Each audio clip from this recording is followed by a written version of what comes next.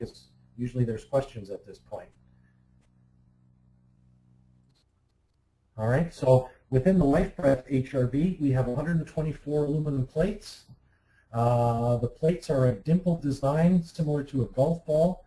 The dimples hold the plates apart. What this does is actually, the aluminum heat recovery plates are great for recovery efficiency.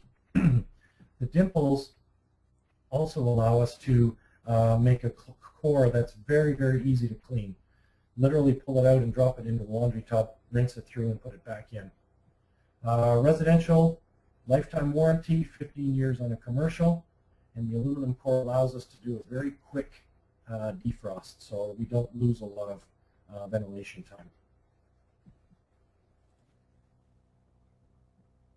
Basically, all we're doing is we've got, from a heat transfer point of view, we've got an aluminum plate, 1/10 the thickness of a dime. It warm air on one side, cold air on the other, and gives us a very, very good heat transfer.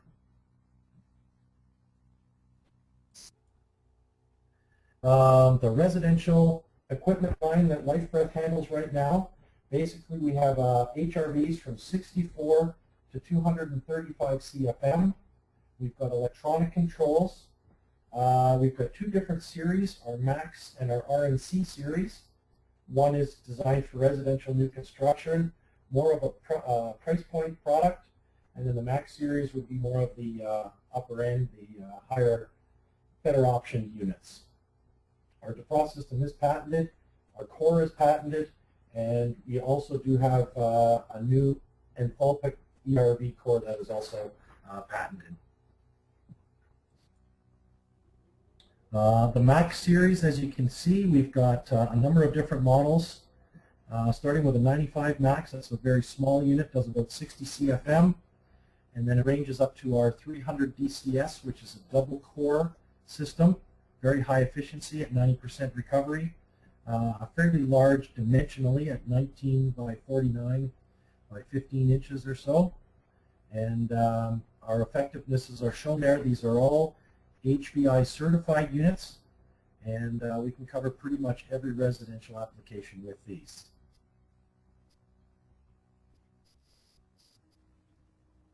The RNC series is our residential new construction series. The basic trade-off for this one, you're still the aluminum core, you're still the same motor, same blowers, same efficiencies and technologies.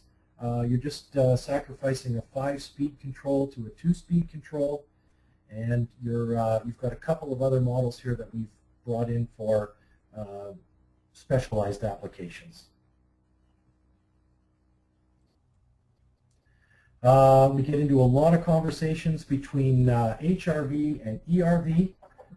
This map I've got here is a map that's put out by ASHRAE and the Department of Energy, and it shows where HRVs and ERVs make sense. Generally, we find ERVs work the best down in the very south, southeast actually, because once you move west you get drier, and then the ERV has limited success over that way. Once we get up past the mixed humid area there, we get into what we call cold and very cold, and those areas from the heat transfer and energy efficiency recovery, HRVs make more sense than ERVs do.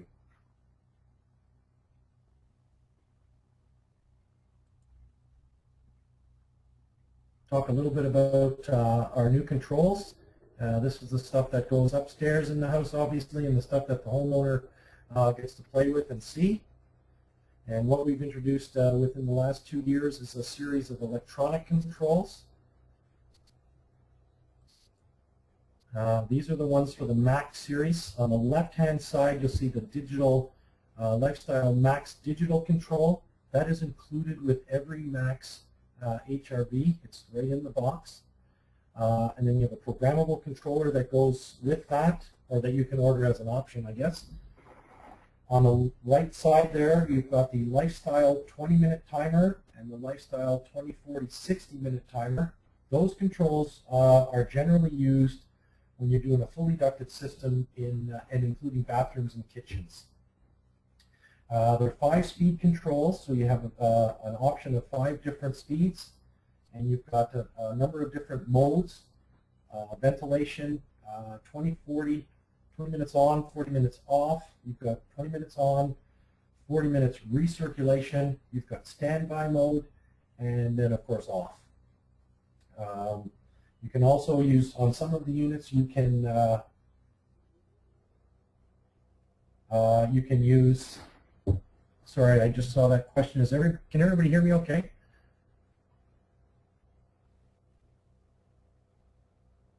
Hope so.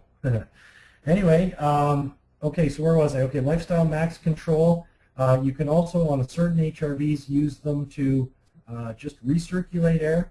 If you're doing for example, a fully hydronic heated in-floor home where you have no other form of air movement, you can actually set the HRV up to move air through the houses as well. Timers, one's a 20-minute timer. That just brings the HRV onto a high-speed override for 20 minutes.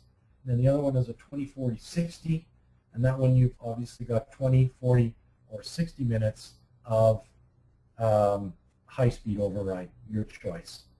There's a terminal block on the side of the unit to do all of your wiring. And it also has a number of relay points. So if you're looking at a control system with other controls, or you want to use the HRV to control the low speed on the furnace, there are ways to do that as well. All right, so that's the Max series. The RNC series, oh look, I'm one step ahead of myself, sorry. The RNC series, we have a number of different controls.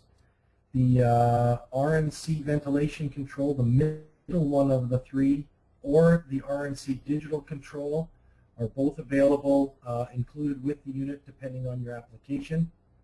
The lifestyle dehumidistat is for somebody who's just looking for an upgraded or just a basic upgraded controller. Essentially, the only difference between the RNC and the Max series is you've got 5-speed control, 2-speed control on the RNC, and you have no programming features on the RNC series. Again, all the units are HVI certified, so there is a published and certified directory for them.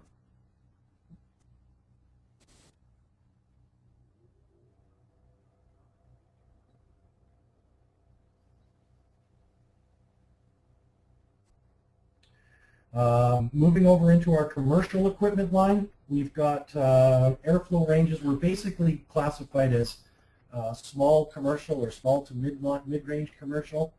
There are people that build big stuff better than us, so we let them do that. The commercial equipment line basically starts at 440 CFM and goes right up to 2650. We do have 3 rooftop units available, one at 1500, one at 2000, and one at 2500 CFM. We have digital aircom electronics on those boards, and that allows you to do a number of different control strategies or tie it into an existing control pack, whatever works. Again, we're using our aluminum cores and or our ERV cores depending on the application. We have 2 units that are specifically designed for indoor pool applications. One of them is at 700 CFM, the other one is at 1200 CFM. If you look on the spec page here, you can see the top sort of our smaller stuff. A couple of interesting ones, the 500 DCS and the 850 FD are both double core high efficiency units. Again, you're running around 80 to 90% efficient, and that's pretty significant when you're doing a design. You can drop your heating load significantly with those.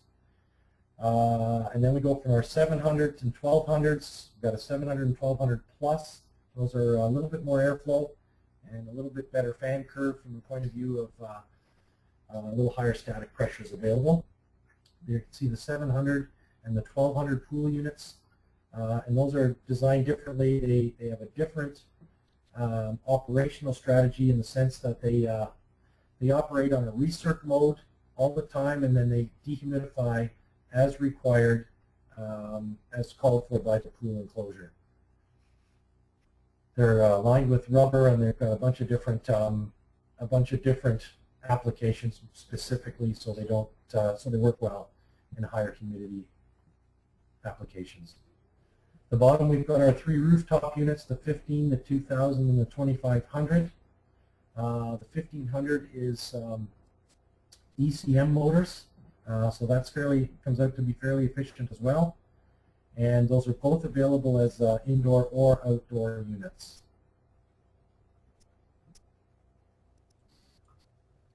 Residential, go over more to the application side now that we've seen what the equipment can do, or what we have to do work with on the equipment side. For residential sizing, there's a couple of different ways of doing it. Up here, what we do is, and I think we've done that in the States in a number of places, we just do a very simple room count, 20 CFM for the master bedroom, 20 CFM for an unfinished basement, and 10 CFM for every other habitable room in the house. You add those up, and that gives you your unit capacity requirement, and then you just cross that over to the unit that'll do it for you. The other way to do it, and this is fairly common as well, is the 0.35 air changes per hour, and interestingly enough, the two numbers do generally come out to be pretty close to each other. So either way, it's going to give you an HRV system or an HRV sizing that will work in the house that you're working on. When you get into larger applications, what I found is, for example, if you're getting into, and I know some of your customers have done this, where you're getting into a house that has 2 or 3 different heating systems, I like to use an HRV on each heating system, a smaller one of course, rather than try to do the whole job with one. It gives you more control over the system, and it makes it easier for you to distribute air from the HRV to the whole house.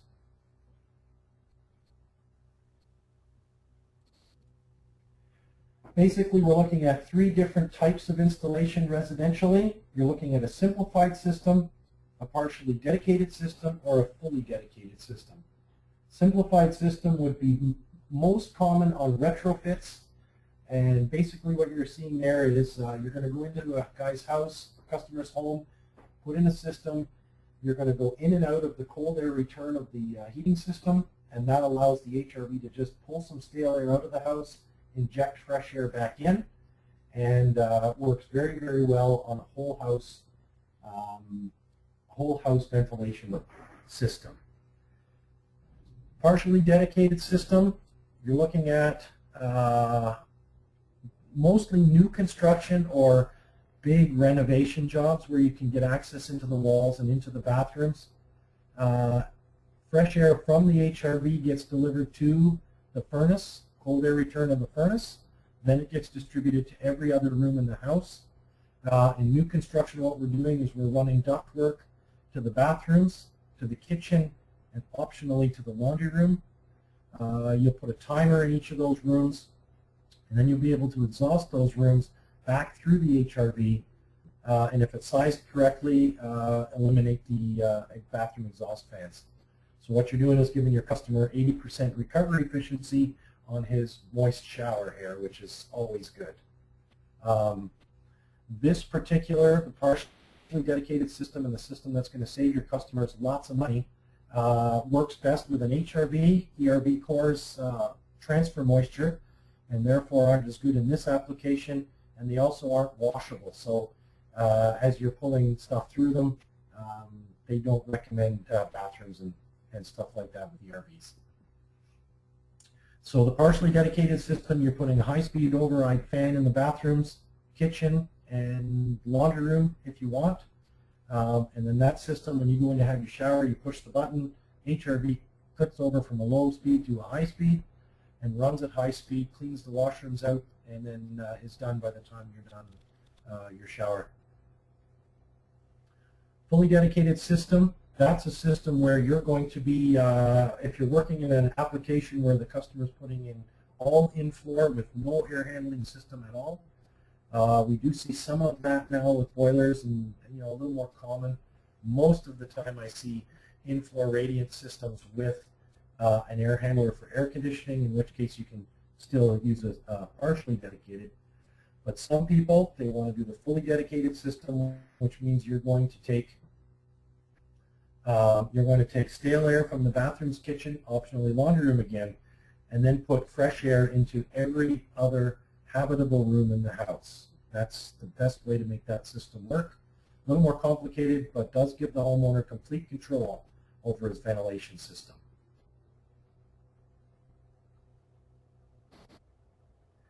When you're looking at laying the system out, doing some design considerations, very important to make sure some basic stuff is looked after.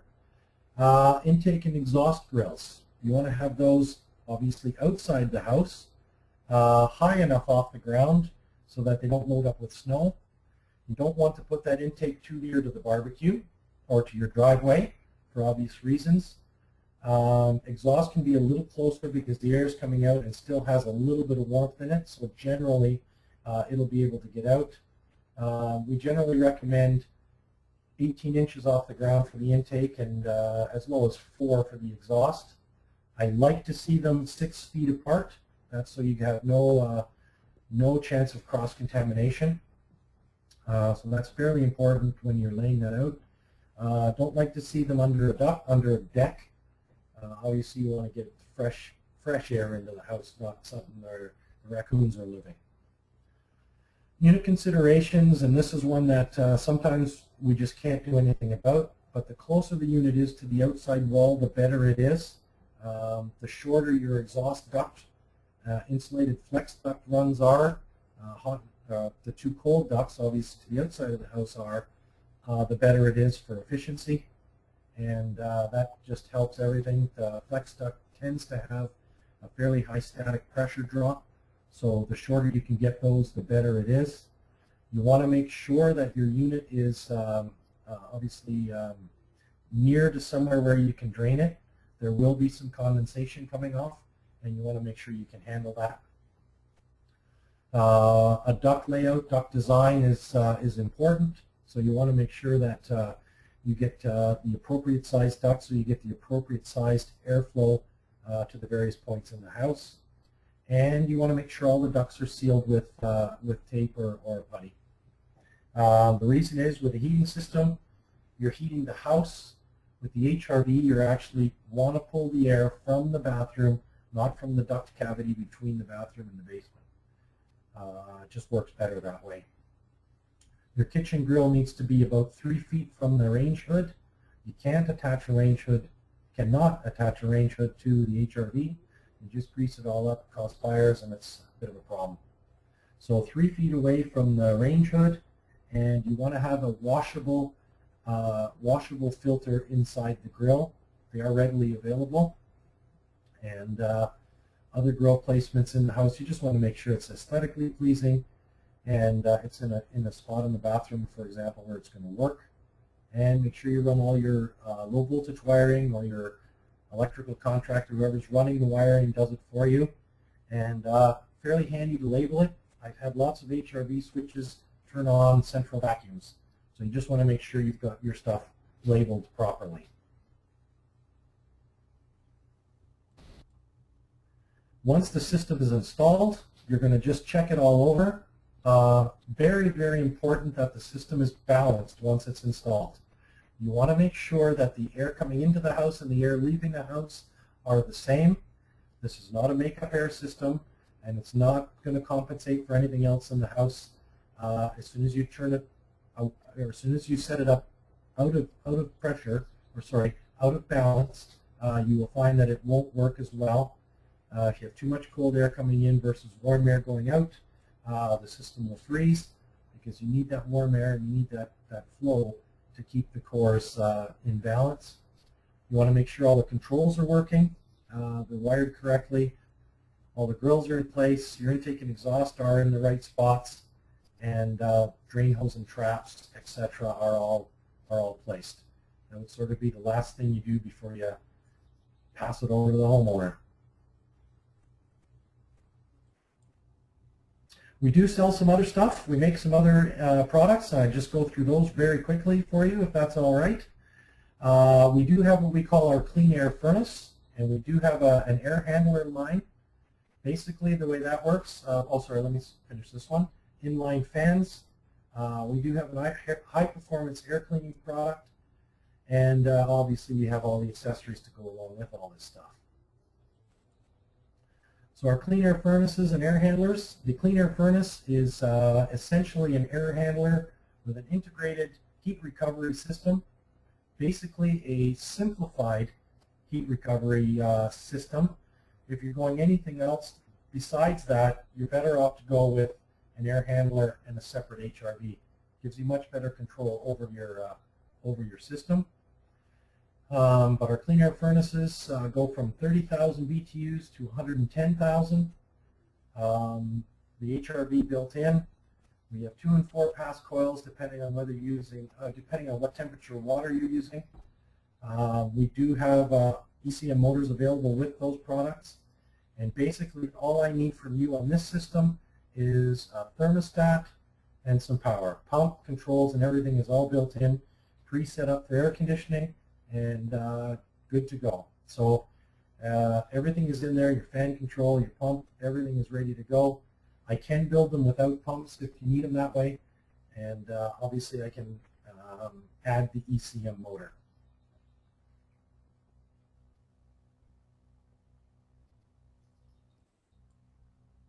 We have a high-performance air cleaning product that has been developed at the University of Waterloo. Kind of an interesting product. It's high performance, like I said, so HEPA rated, 99.97% efficient at 0.3 microns. It's a high performance air cleaner and low maintenance. It only needs to be looked at once per year, and generally if you look at the picture, you'll see a fairly large square cartridge followed by the HEPA, the smaller HEPA cartridge. The big square cartridge is a high-performance air cleaner on its own and protects the HEPA. So you only need to take that top cartridge out and check it once per year. And then the HEPA cartridge, under normal circumstances, you're going to get 3 to 5 years.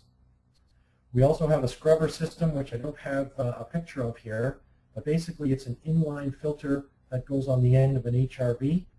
And so if you're building a house for someone who's got some allergies or sensitivities, you can easily put this scrubber on the end of the HRV, and that'll clean up any of the pollens or anything that are coming in from outside.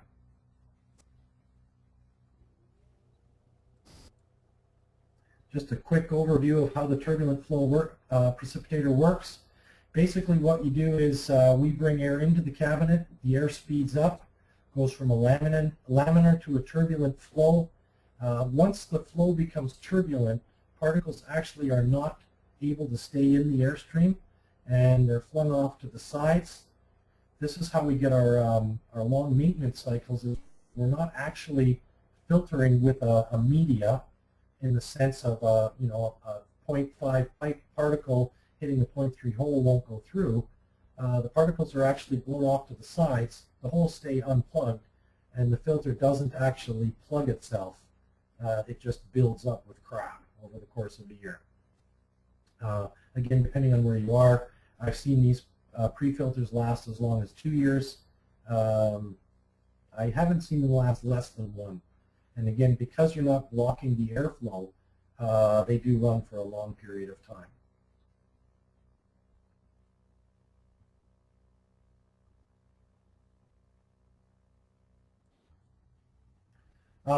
We have a support program administered through TEC, and basically we have a lot of different marketing items, promotional items, and things that we can help you with. We have a co-op program. We've just recently released some new catalogs. Literature is available and can be ordered online. Display stands are available, and display units. We can help with some ad maps. We have what we call our Lifebreath Academy, which is a technical one-day training course. There is one of those coming up in September. We have we have live technical support, and that's available office hours Eastern time from 8 to 5 every Monday to Friday. And of course, we've got, at your end, we've got Greg helping us out. So it's sort of weird because usually I would say any questions as we go through this, but obviously can't do that. So I'd just like to thank everyone for joining us. And any questions or anything that I can help with, please fire them away. Wayne, we do have one question here. I'll go ahead and read it to you. It says, concerning variable speed furnaces, how does the ERV/HRV integrate into the HVAC system electrically to maintain constant static pressure? Is there a consideration for ECM style motors into ERVs and HRVs? So basically he's asking if I got a variable speed furnace and a constant speed ERV, what's going to happen? Okay, basically the answer to that question is because the furnace is varying probably between 600 and 1500 CFM or whatever, and the HRV will be injecting sort of 60 to 200 CFM, there's no real impact. Does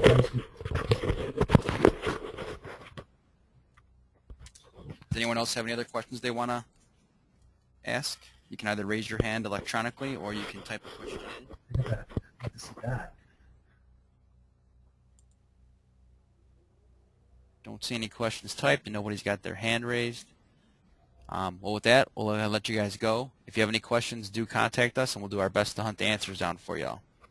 Thank you for your time. Thanks very much.